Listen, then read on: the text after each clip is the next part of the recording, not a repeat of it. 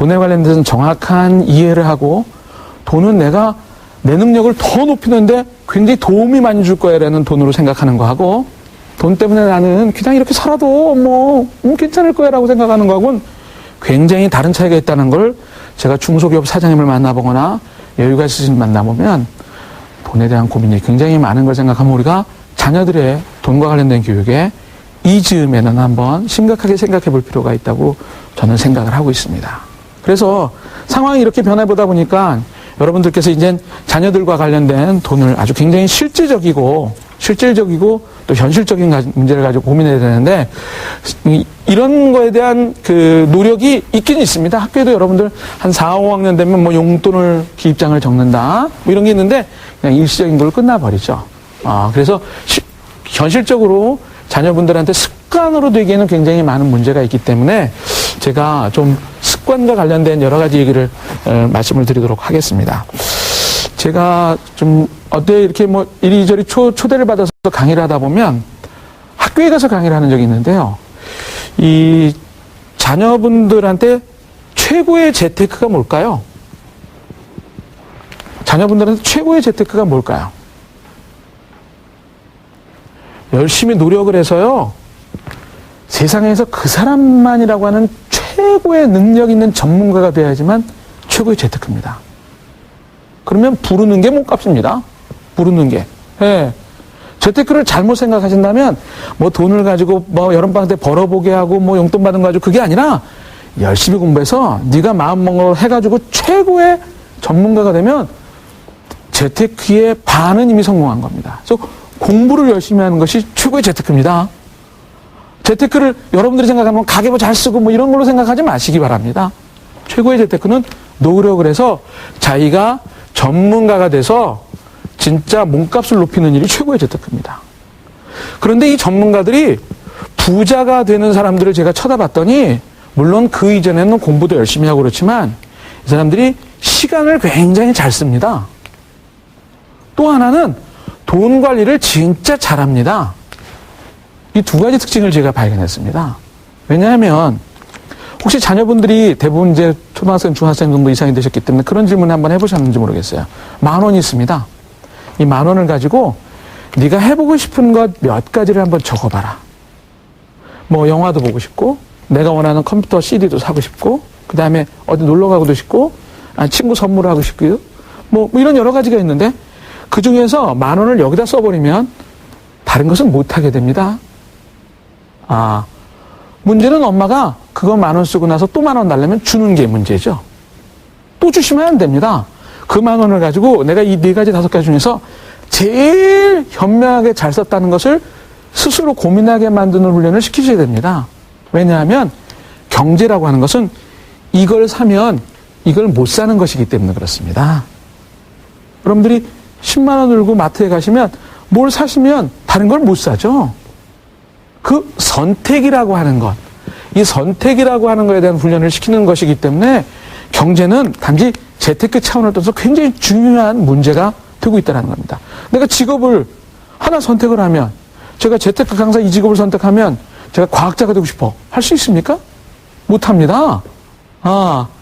그렇기 때문에 자기의 미래에 대한 선택부터 지금 눈앞에 택시를 타고 갈까, 버스를 탈까, 걸어 탈까, 자전거 타고 갔다 올까, 이것도 선택이기 때문에 그 선택을 하는 훈련을 지금부터 시키자는 거죠.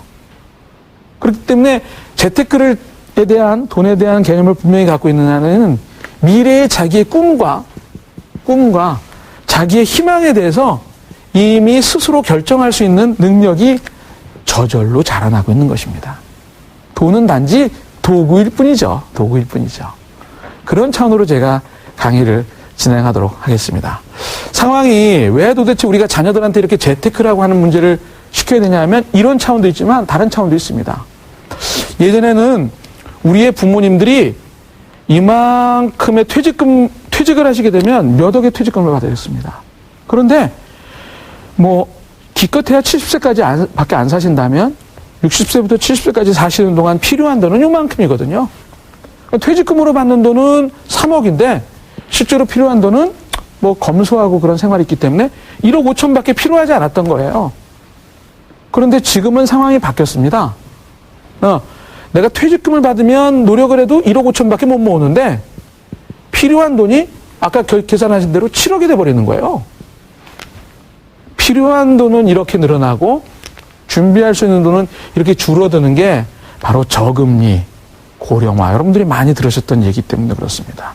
이 환경하에서 이길 수 있는 방법, 내 문제는 내 스스로 준비할 수 있는 방법을 찾아야 되기 때문에 현실적으로는 돈에 대해서 가르쳐야 되고 좀 더 넓게는 이런 문제 때문에 자기 스스로의 인생을 자기 스스로 만들 수 있는 힘을 만들어주기 위해서 바로 청소년들한테 경제에 관련된 교육이 필요하다라고 제가 말씀을 드리는 거죠. 이것은 우리나라의 굉장히 중요한 경쟁력입니다. 지난 시간에도 제가 말씀드렸듯이 연말이 다가오니까 여러분들께서 막 10만 원 어떻게 연말정산 환급 받으려고 굉장히 애를 쓰십니다. 뭐 여러분들께서 받으시는 게 없고 대부분 남편 되시는 분께서 이렇게 뒤에서 이렇게 해줄지 모르지만 여하튼 연말정산 환급을 받으려고 굉장히 애를 많이 쓰십니다. 그런데 우리가 이렇게 10만 원, 20만 원 아낀 것이 사실은 외국에 굉장히 금융적으로 발달한 나라에서 우리와 나라에 와서 1조, 2조, 5천억 그냥 눈 감고 훌쩍 뺏어가 버립니다. 여러분들 아시는 외환은행이 있습니다. 외환은행이 지금 신문의 상상 이슈거리가 되고 있는데 2003년도에 이 외환은행이 정부로부터 부실금융기관이라고 지정을 받았습니다. 외환은행이 살 수 있는 길은 그만큼의 돈을 더 들여와서 자본을 많이 가지고 준비를 하는 게 외환은행의 유일한 살길이었습니다. 그 외환은행을 우리나라 사람들한테 우리 돈 좀 투자해달라고 얘기했을 때 한국에서 외환은행에 부실금융이라고 지적받는 외환은행에 투자하려고 하는 사람이 아무도 없었습니다. 그래서 외환은행의 임원들이 해외에 나가서 돈을 빌리러 다녔습니다. 그래서 헤지펀드라고 하는 헤지펀드는 굉장히 사실 성격은 안 좋은 펀드입니다. 이게 좀 나쁜 말로 하면 사채시장이라고 비슷하게 말씀드릴 수 있는 그런 펀드가 우리나라에 몸뚱아리의 반을 내준다는 외환은행 몸뚱아리의 반을 내준다는 조건을 달고 1조 2천억을 투자를 했습니다. 헤지펀드 론스타가.